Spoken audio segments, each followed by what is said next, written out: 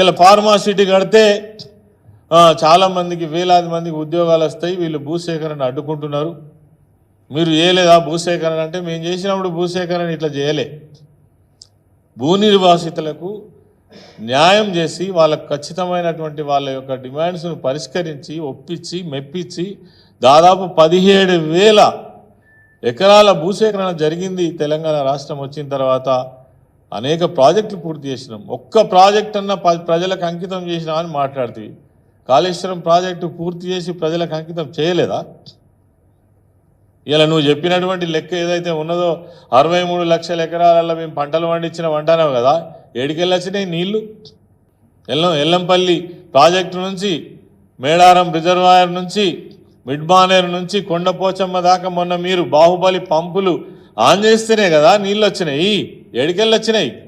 ఎక్కడేం చేసినావు నువ్వు? నవ్వుకుంటున్నారు నీ పరిపాలన చూస్తే ప్రజలు.